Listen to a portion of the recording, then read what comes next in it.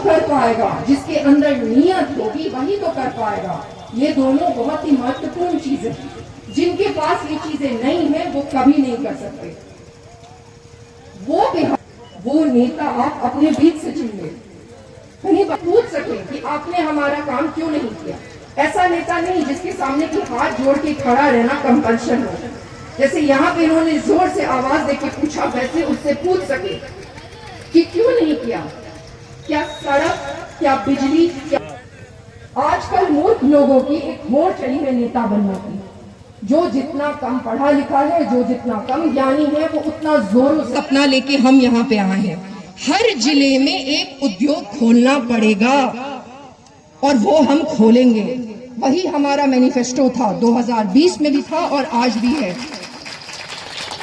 और हमारे अलावा कोई, वो क्यों आएंगे बिहार रिश्वत देने के लिए? कोई उद्योगपति बिहार क्यों आएगा? 5 वर्षों में, 5 वर्ष में भी नहीं रहते। हम एक राज्य हैं, हम एक देश नहीं है। उनके पास ज्ञान नहीं है, उनके पास वो स्किल नहीं है। इन नेताओं के पास 14 करोड़ बढ़ाना असंभव पड़ेगा। कितना भी फ्री भी बांट दे, कितना भी अभी फ्री में कुछ भी दे दे, कुछ नहीं होगा। हम ये मानते हैं कि हम बहुत गरीब नहीं हैं। हम आज ही कहेंगे यहाँ से तो बदला जा सकता है।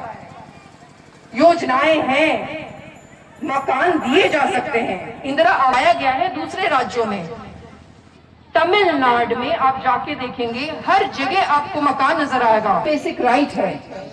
और हमें ये सारी चीजें भी हमारे बिहार में नहीं मिल रही। ये देख के बहुत ही दुख होता है। ही जिताइए, अपना वोट उन्हीं को दीजिए। हमने पार्टी का नाम प्लूरल रखा है। आपको यहाँ पे अलग अलग उसका मतलब था।